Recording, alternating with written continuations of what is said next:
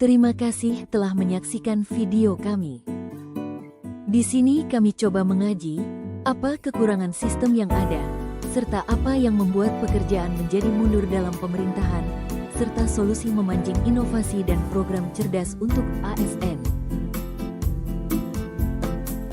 Sebenarnya apa bentuk fakta terjadi yang menyebabkan berkurangnya kinerja ASN? Pertama, ASN terbiasa menerima anggaran yang akan dibelanjakan tanpa memikirkan target income yang harus dicapai, seolah-olah seperti diberikan dompet untuk dibelanjakan. Kedua, pola refund capaian kerja disamakan dengan golongan bukan resiko kerja serta beban kerja sebenarnya. Ketiga, aturan kelas jabatan yang hanya menghargai status pendidikan saja, tanpa memikirkan potensi hasil kerja individu ASN dan juga inovasi kerjanya. Keempat, pengaruh politik yang tinggi hingga sampai merusak sistem.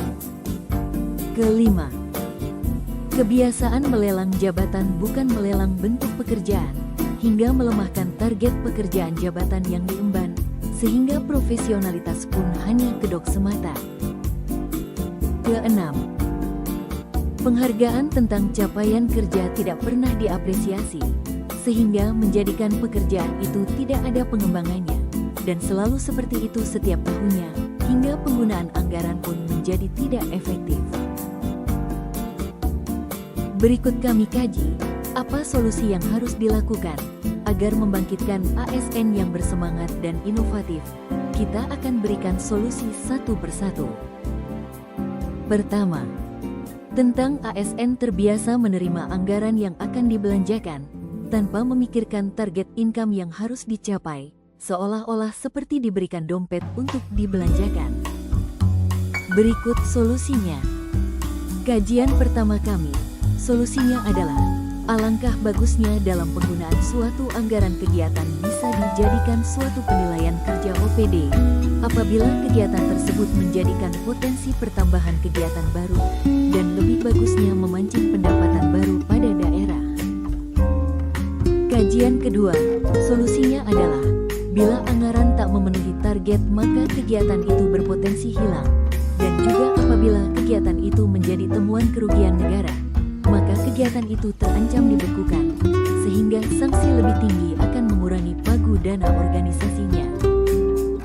Jadi yang ingin dicapai dari kajian ini adalah semua kegiatan akan direncanakan secara matang dan efektif oleh organisasi perangkat daerah atau OPD, dan takut bila memelihara kegiatan yang tidak efektif, kemudian akan membuat kegiatan berdasarkan harmonisasi seluruh kegiatan pada seluruh bidang di OPD, dan setiap kegiatannya akan saling mensupport kegiatan lainnya di setiap bidang kerja, karena akan dihukum sanksi target realisasi, sehingga diupayakan harus efektif, dan tak ada lagi stigma yang menganggap kegiatan menjadi hak miliknya, dikarenakan akan membahayakan OPD. berikut polanya. Pertama, seandainya pola ini bisa dilakukan, berikut gambarannya.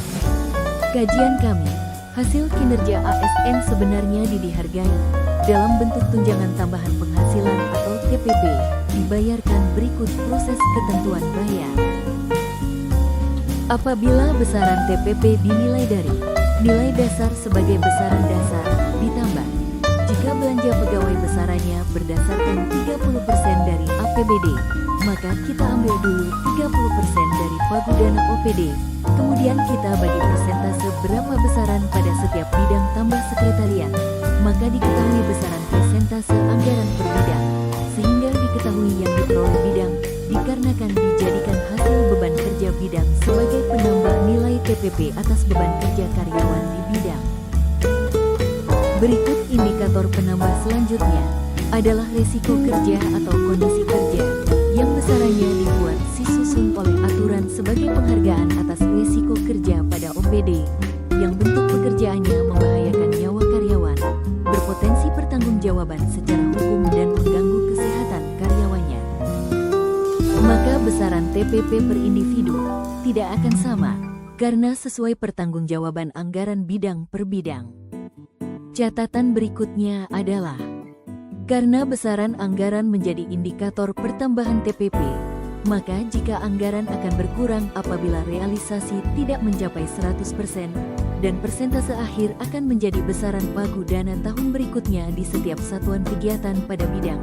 Jika terrealisasi 100% pada suatu kegiatan, maka bisa mengajukan pertambahan pagu tahun berikutnya.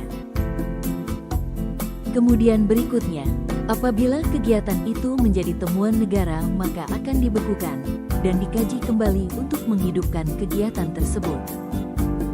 Jadi apabila disusun dengan pola demikian, maka akan timbul aspek positif sebagai berikut. Berikut aspek positif yang akan timbul.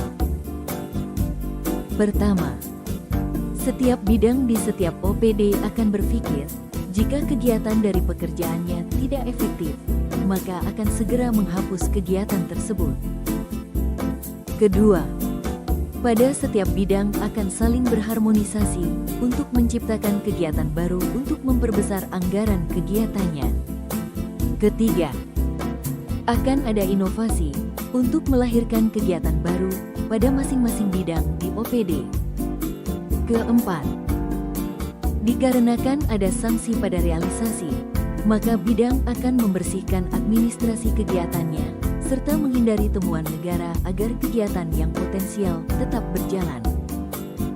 Kemudian kelima, setiap kegiatan berusaha untuk melakukan realisasi anggaran secara cepat dan efektif, sehingga akan mendapatkan pertambahan anggaran di tahun berikutnya.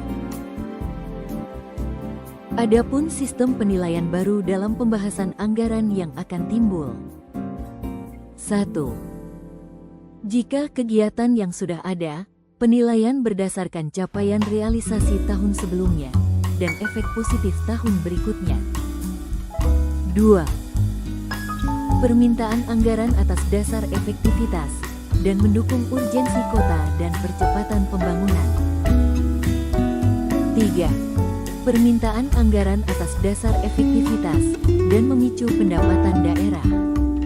4. Permintaan anggaran atas dasar efektivitas, dan dapat mengatasi permasalahan kota. 5. Permintaan anggaran atas dasar efektivitas dan memicu inovasi daerah. Jadi kesimpulan yang dapat ditarik dari sistem ini. Pertama, meningkatkan efektivitas anggaran. Kedua, TPP yang diterima oleh orang sesuai dengan besaran, tanggung jawabnya, dan resiko kerjanya. Ketiga, pada OPD akan terbangun tim kerja yang harmonis dikarenakan pekerjaan sesuai target serta bersih administrasi demi keberlangsungan kegiatan pada tahun berikutnya. Keempat, sistem ini akan meletakkan atau memposisikan orang di tempat yang benar, atau disebut juga the right man on the right place. Kelima, evaluasi pengemban tugas atau pekerjaan dapat dilakukan tiap tahunnya. Keenam, menilai individu atas dasar profesionalitas kerja, bukan karena like and dislike atau suka dan tidak suka semata.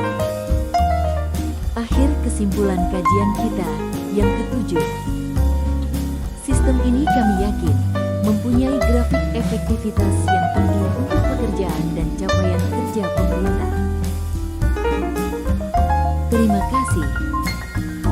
Sedikit pesan kami, sebenarnya pekerjaan yang profesional itu adalah jika kita bisa menyeimbangkan antara beban kerja, reward, penghargaan dan pendapatan, maka akan menghasilkan sumber daya yang bertanggung jawab dan bersemangat.